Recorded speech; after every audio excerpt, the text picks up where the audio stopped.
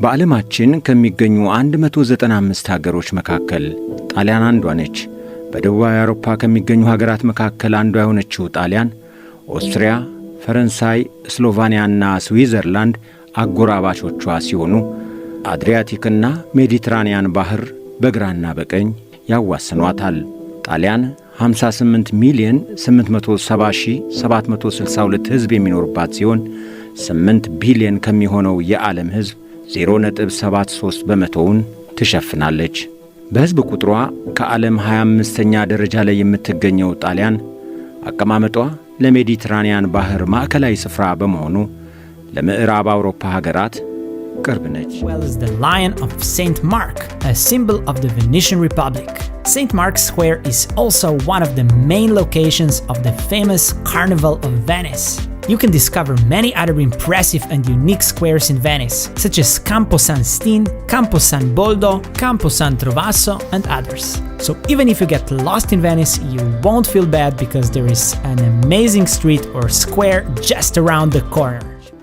ሰላም ጤና ይስጥልኝ ክቡራን የከፋ ቴሌቪዥን ተመልካቾች፣ በዛሬው የቱሪዝም መሰናዷችን ከደቡብ አውሮፓዊቷ ሀገር ጣሊያን የቬነስ ከተማን በጥቂቱ እናስቃኛችኋለን። እስከ ዝግጅቱ ፍጻሜ አብራችሁን ትቆዩ ዘንድ የአክብሮት ግብዣችን ነው።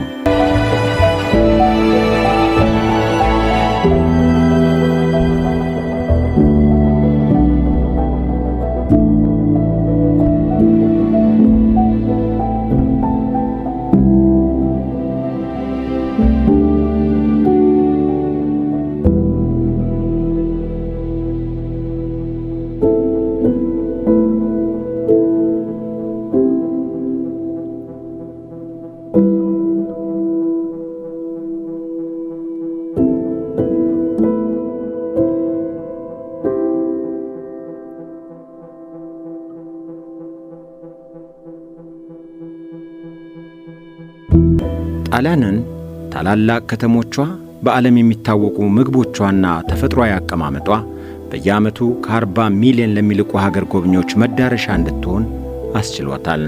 የፈረንጆቹ 2022 ዓመታዊ መረጃ እንደሚያሳየው በቀጥታም ሆነ በተዘዋዋሪ 10.2 በመቶ የሚሆነው የጣሊያን ዜጎች የነፍስ ወከፍ ገቢ የተሸፈነው በቱሪዝም ዘርፍ ከተገኘ ገቢ ነው።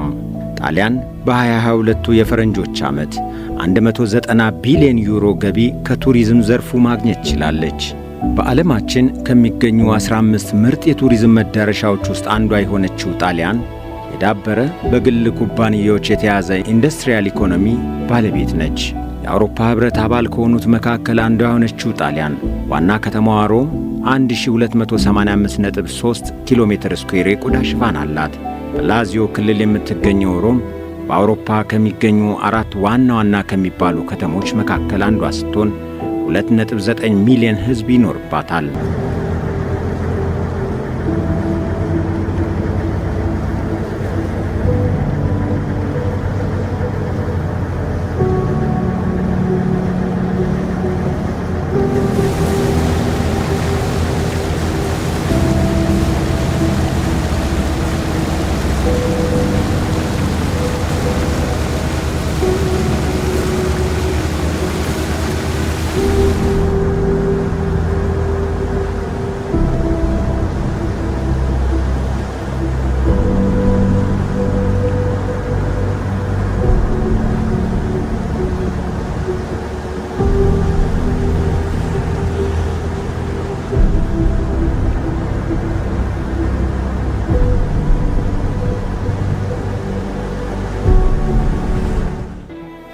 በጣሊያን ለቱሪስት ምቹና ቀልብ ሳቢ ናቸው ከሚባሉ ከተሞች ቬነስ አንዷ ናት።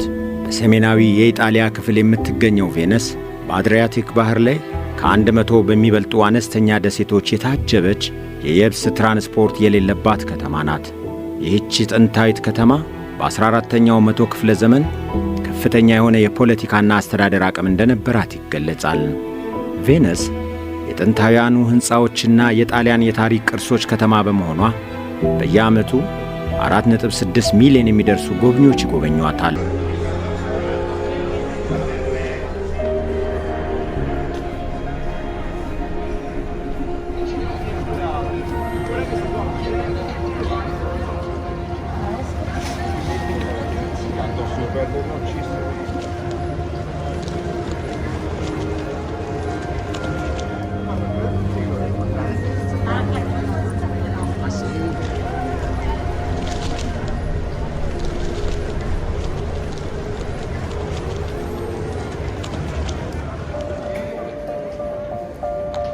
በፈረንጆቹ ከ2020 እስከ 2021 ባሉት 2 ዓመታት በኮሮና ቫይረስ ወረርሽኝ ምክንያት የጎብኚዎች ቁጥር ወደ 1 ሚሊዮን ዝቅ ብሎ እንደነበር መረጃዎች ይጠቁማሉ። በቬነስ ውብና ማራኪ የሆኑ የራሳቸው ታሪክ ያላቸው በተለይም በ13ኛው ክፍለ ዘመን የተገነቡ እንደ ዶጀስ ሕንጻ ያሉ የጥንት ዘመን የኪነ ሕንጻ ጥበብ የተገለጠባቸው የጣሊያን ሕዝብ ቅርሶች አሉ። ቬነስ በዓለም ላይ ታዋቂ የሆነ ከአንደኛው ክፍል ወደ ሌላኛው ክፍል የሚያሸጋግር ካናል ወይም መሸጋገሪያ አላት። ከቬነስ ከተማ አንደኛው ጫፍ ወደ ሌላኛው ጫፍ ለመጓዝ የየብስ ትራንስፖርት ባለመኖሩ ምክንያት ምርጫው የሚሆነው የባህር ትራንስፖርት ብቻ ነው። ይህቺ የጎብኚዎችን ቀልብ የምትስበው የቬነስ ከተማ የጣሊያንን የጥንቱን ዘመን ስልጣኔ በሚያሳዩ የቅርጻ ቅርጽና ስዕል ጥበቦቿም ትታወቃለች። ቬነስ 10 ምርጥ የተባሉና የጎብኚዎችን ቀልብ ይስባሉ የሚባሉ ስፍራዎች አሏት። Venetian Ghetto. Venetian Ghetto is a Jewish part of Venice dating back to the year 1516, which makes it the first Jewish ghetto in Europe. In fact, according to one theory, the word ghetto derives from the Venetian Ghetto.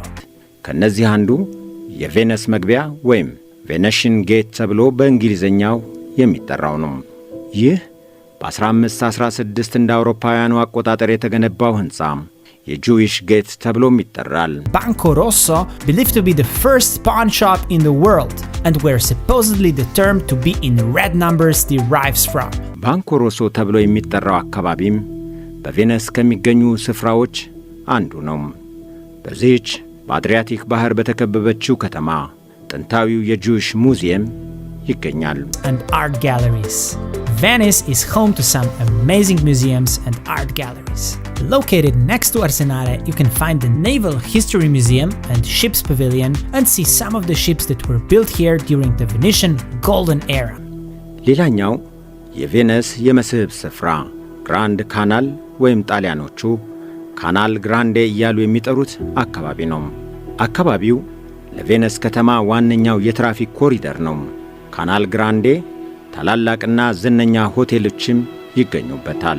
በካናል ግራንድ አካባቢ ያሉ ኪነ ሕንጻዎች ከ13ኛው እስከ 18ኛው መቶ ክፍለ ዘመን ባለው ጊዜ እንደተገነቡ ይገለጻል። Number 8. St. Mark's Square.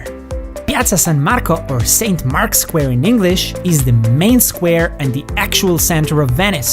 ሌላኛው የቬነስ የመስህብ ስፍራ ቅዱስ ማርቆስ አደባባይ የሚባለው ነው። ይህ አካባቢ ለቬነስ ማዕከላዊ አካባቢ ተደርጎ ይወሰዳል። አካባቢው ከ9ኛው እስከ 12ኛው መቶ ክፍለ ዘመን ባለው ጊዜ በተገነቡ ጥንታውያን ሕንጻዎች የተከበበ ነው። Built between the 9th and 12th century AD in front of the impressive Basilica di San Marco, nicknamed the Church of Gold. ባሲሊካ ዲ ሳን ማርኮ ወይም ቅዱስ ማርቆስ ቤተክርስቲያን በቅጽል ስሙ የወርቁ ቤተክርስቲያን ወይም ቸርች ኦፍ ጎልድ ተብሎ ይጠራል። ባሲሊካ ዲ ሳን ማርኮ ከክርስቶስ ልደት በፊት በ13ኛው መቶ ክፍለ ዘመን እንደተሰራ የሚነገርለት የቅርጻ ቅርጽ ድንቅ ጥበብ ያለበት ቤተክርስቲያን ነው። ታላቁ የደወል ሕንጻ የሚባለው ቤል ታወር ኦፍ ባሲሊካ ዲ ሳን ማርኮ የቅዱስ ማርቆስ ቤተክርስቲያን ሌላኛው ውበት ነው። Number 7. Doge's Palace.